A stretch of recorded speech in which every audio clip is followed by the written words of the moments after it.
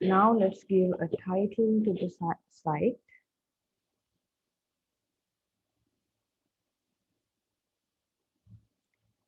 And a username, and then a password. Uh, it's best to give a strong password, but I'll just say password to make the work easy. And then we can add the email.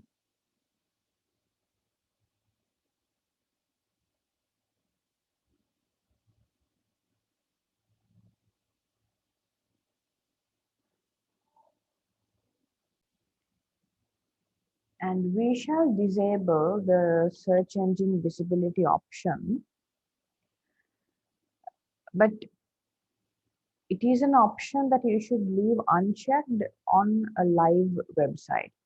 But since we are working locally, we can go ahead and check that. Once that's done, we can install WordPress.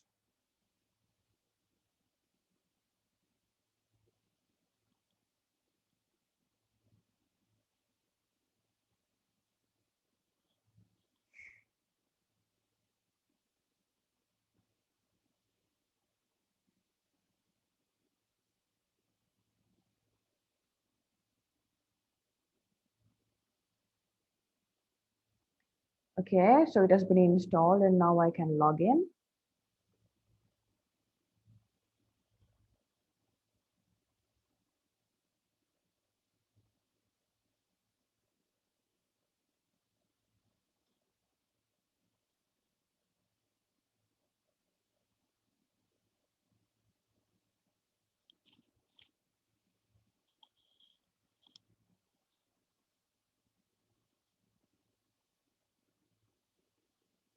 And now we have a fully working installation of WordPress.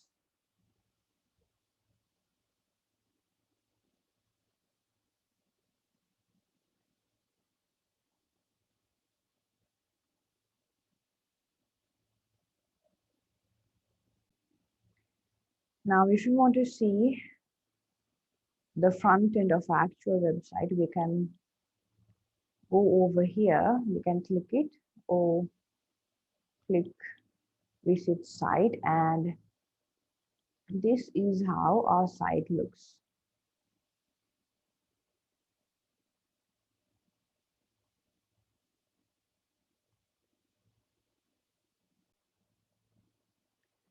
The admin panel is the dashboard on which you will be performing the majority of the tasks in WordPress.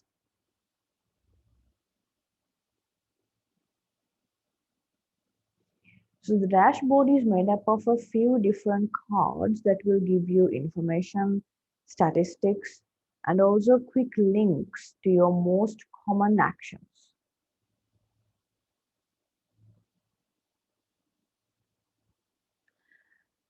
Like, for example, writing a blog post, or adding a page, or viewing the site, customizing the site, and so on.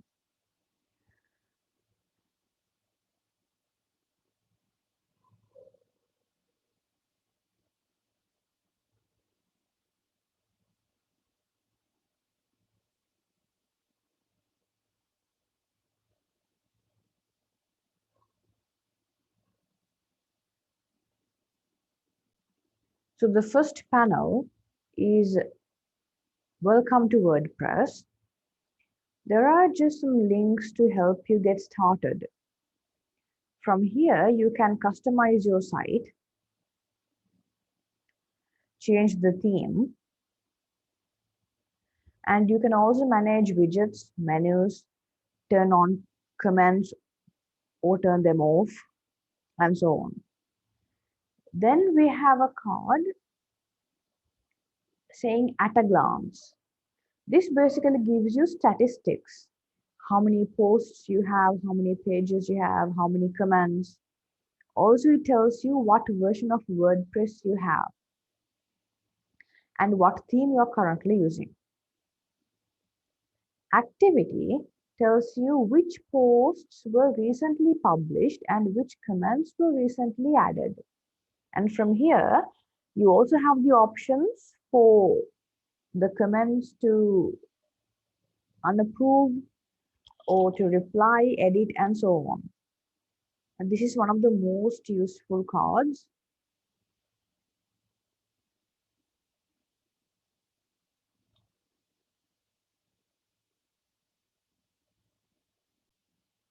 Then you also have some news over here about meetups, events, and so on.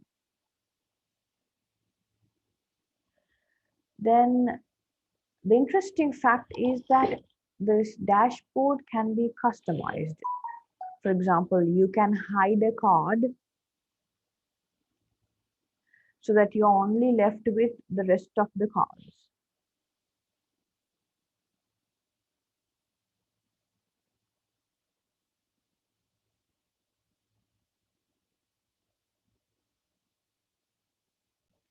In addition to that, there's another card over here which says quick draft, which is also useful.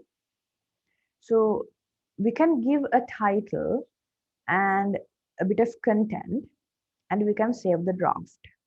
So a draft is basically a version of a post or a page that's not published yet, but it's saved in the database. You can think of it as a work in progress. You start a draft, then you finish it, then you publish it.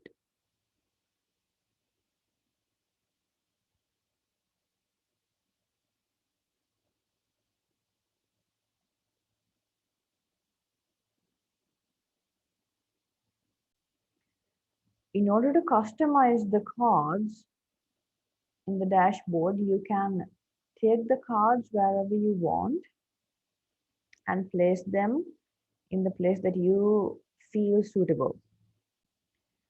Moving on, in WordPress, we have several different types of content.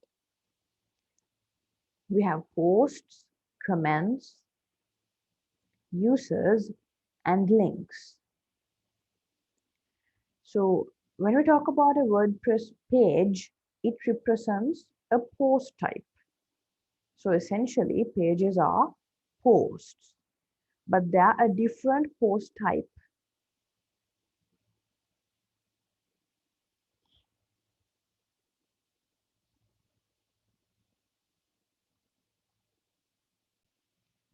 Let's go to our front end and see the difference between a page and a post.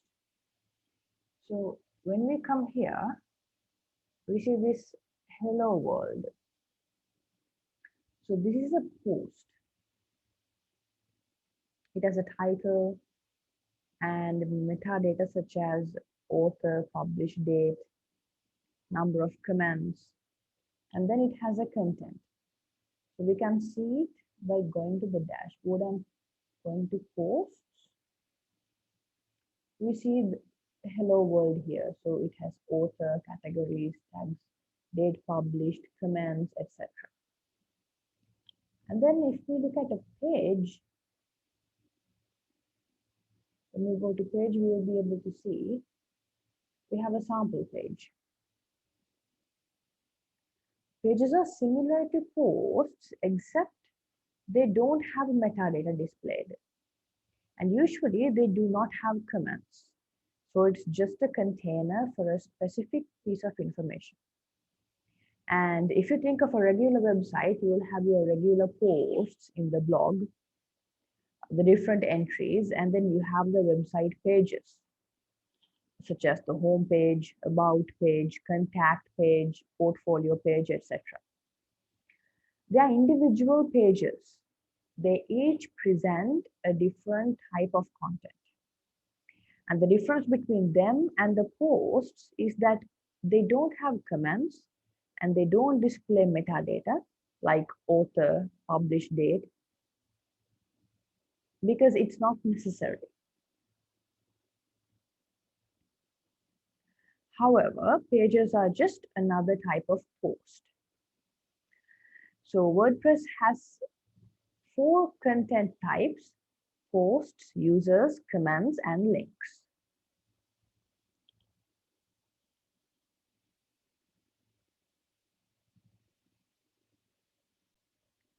If we go to the post category over here, we get to see the posts that are already published. So there's one published post, which is Hello World, which we looked at a while ago.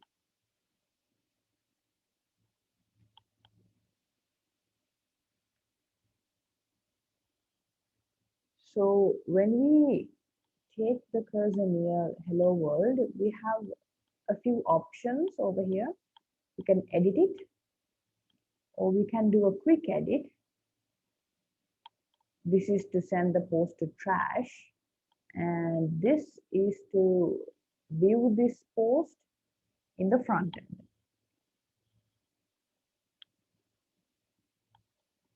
If I want to edit this,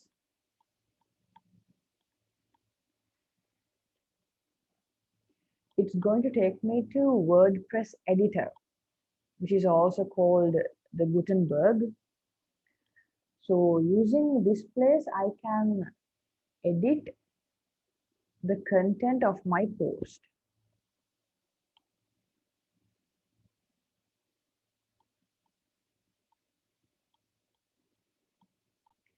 If I want to add a new post, then I could either click on this add new, or I can click on this add new, or else I can go to dashboard and create a quick draft.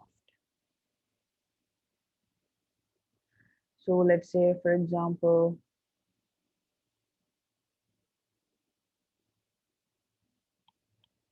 let's say draft 1.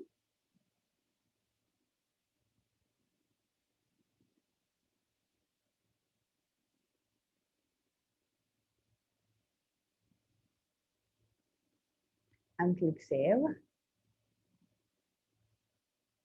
Okay.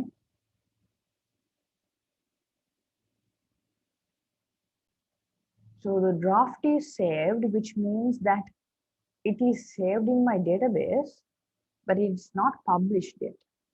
So if I go to the front end, the post will not be shown because it's not published. So if I want to publish it, then I can open it in the editor.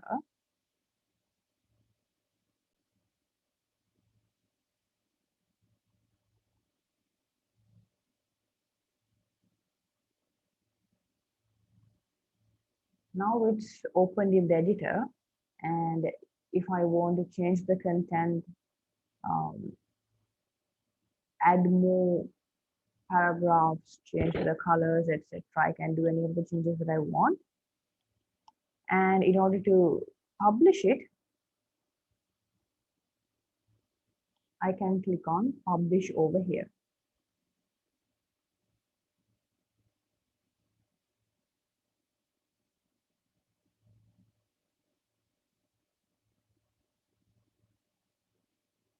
So I can change the visibility, or I can change whether I want to publish it immediately, or I can pick a time and a date. And then if there are any tags associated to this post, then I can add tags as well. With that, if I'm ready to publish, then I can do so. Okay, so if I go to view post, then I'll be able to see it. If I go to the front end, then I will be able to see my new draft, my new post. So this is the first post that was published before, and this is the new post that I published now. In case if I want to take it back to a draft to change something, then I can say switch to draft over here in the backend. If I do that, then it will get switched back to an unpublished draft, which is saved in the database. .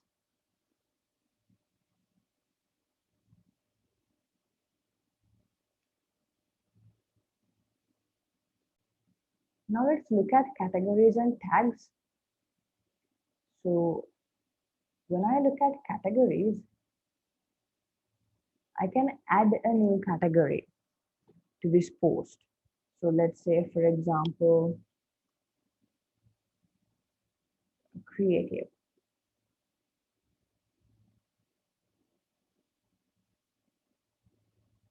So I can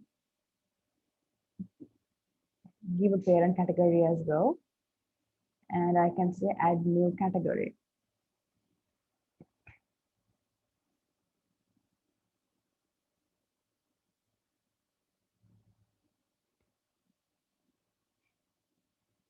Then if we go back to Hello World and see what its categories are, we can see it under the same place, and we can choose categories which are applicable to this post. So this is a good way of categorizing your posts. Say, for example, if a person's blog covers several different topics, then adding categories and tags would make your life easy because it helps the potential visitors to find content much easier when you add categories. For example, if you're talking about food or traveling, you have separate categories for each of those.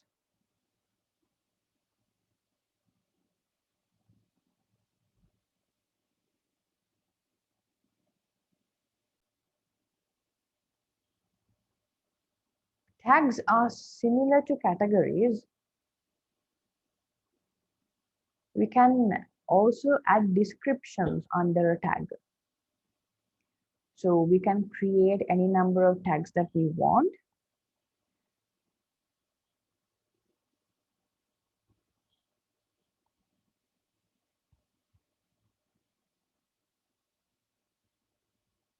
And when we go back to the front end, we will see that the category and the tags are displayed on the front end under metadata.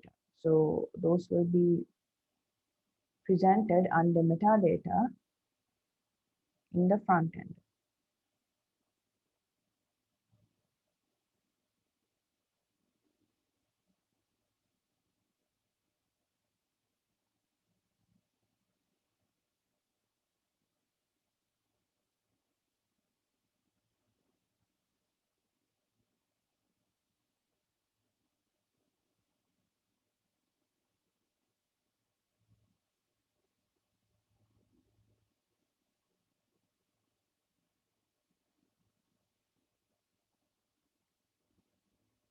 As you can see, I got the new tag over here.